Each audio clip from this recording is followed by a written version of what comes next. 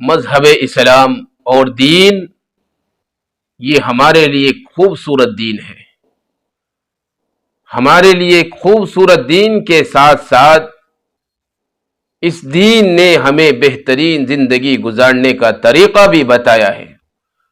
اور اس دین کو لانے والے حضور نبی کریم صلی اللہ علیہ وسلم ہے. اللہ تبارک و تعالی نے نبی پاک صلی اللہ علیہ وسلم کے ذریعے یہ دین ہم تک پہنچایا ہے، یہ دین لوگوں تک پہنچایا ہے. اور اللہ کے نبی کی پیدائش اور اللہ کے نبی کا دنیا کے اندر آنا یہ تمام انسانیت کے لیے نعمت خاص ہے. تو اللہ کے دین کی راہ میں، اللہ کے دین کے راستے میں ہمارے نبی کو کس طرح ستایا گیا یہ ہم نے اپنی ویڈیو میں بتایا ہے. ہم نے اپنے نبی کی سیرت کے اوپر، صورت کے اوپر مختلف ویڈیو بنائی ہے. ان کے اندر بتایا ہے کہ ہمارے نبی کو اللہ کے دین کے لیے اور اللہ کے راستے میں کس طرح سے ستایا گیا اور کیسی کیسی مشکلوں اور مشقتوں کو جھیلنا پڑا. ہم نے یہ بھی بتایا ہے اپنی ویڈیو کے اندر کہ ہمارے نبی نے اپنا وطن بھی دین کے خاطر چھوڑا ہے. جب ہمارے نبی کریم صلی اللہ علیہ وسلم نے مکۃ المکرمہ چھوڑا اور آنکھوں میں آنسو ہمارے نبی کے جاری تھے، آنکھوں میں آنسو کے ساتھ اپنے وطن کو چھوڑا اور مدینہ المنورہ پہنچ گئے. جب آپ مدینہ پہنچے تو مدینے میں پہنچتے ہی جب آپ مدینے میں پہنچے تو مدینے میں آپ کے ساتھ دل دہلانے والا واقعہ پیش آیا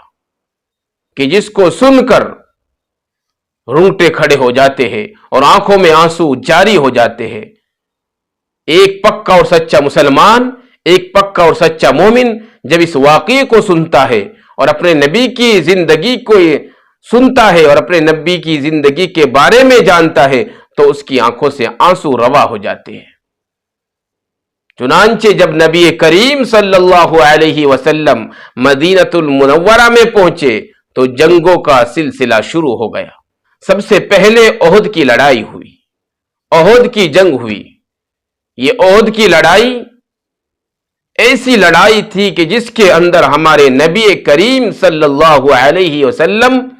کا دندان مبارک شہید ہو گیا. آپ کے چہرے انور کو زخمی کر دیا گیا،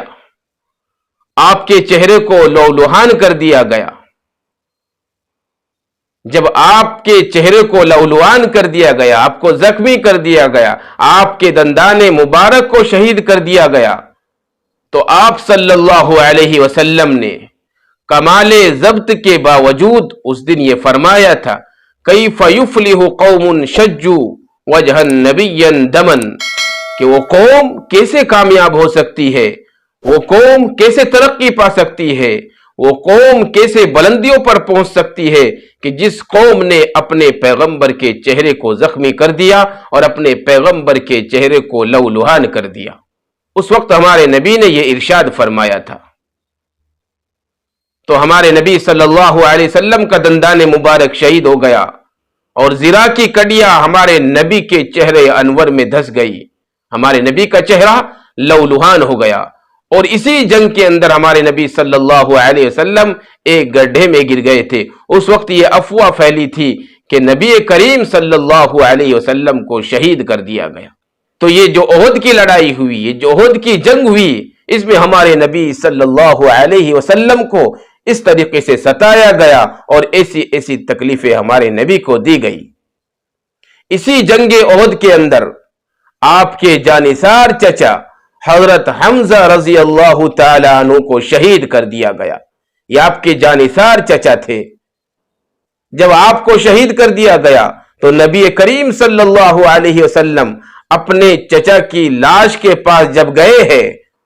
تو آپ اس طرح روئے جس طرح بچہ اپنی ماں سے بچھڑ کر روتا ہے. آپ بلک بلک کر روئے، بلک بلک کر آپ روئے اور آپ نے اس وقت یہ کہا تھا، یہ ارشاد فرمایا تھا کہ چچا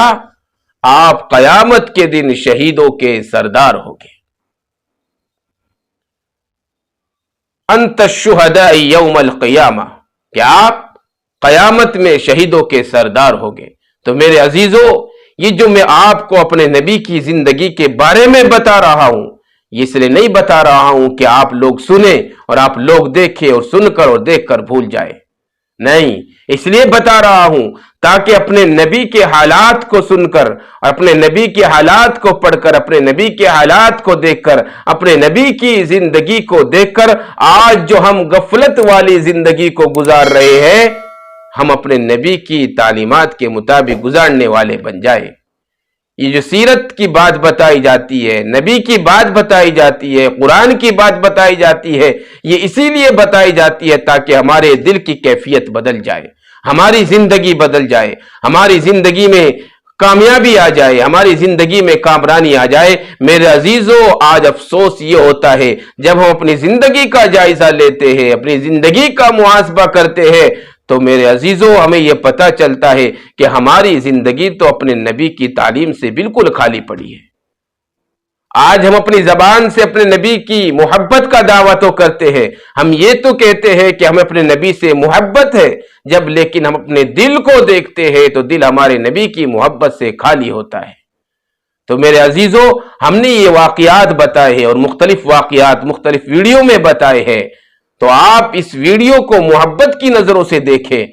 اور عمل کرنے کی نظروں سے دیکھیں۔ جو اس میں باتیں بتائی جا رہی ہے، ان کو ایک کان سے سن کر دوسرے کان سے نہ نکالیں، بلکہ اپنے نبی کی محبت میں اور اپنے نبی کی محبت سے سرشار ہو کر ہم اس ویڈیو کو سنیں، اس کی باتوں کو سنیں۔ یقین مانیے، اگر ہم نے دل کے کانوں سے ان باتوں کو سنا اور عمل کے جذبے سے ان باتوں کو سنا اور ہمارے دل کے اندر یہ جذبہ پیدا ہو گیا کہ انشاءاللہ ہم اپنے نبی کی تعلیمات کے مطابق، اپنے نبی کی ہدایات کے مطابق اپنی زندگی کو گزارے گے، تو یقین مانیے ہمیں یہ باتیں کہنا اور آپ کو یہ باتیں سننا اور ہم سب کو ان باتوں کو سن کر عمل کرنے کا جذبہ اگر ہمارے دل کے اندر پیدا ہو گیا تو ہماری زندگی بدل جائے گی۔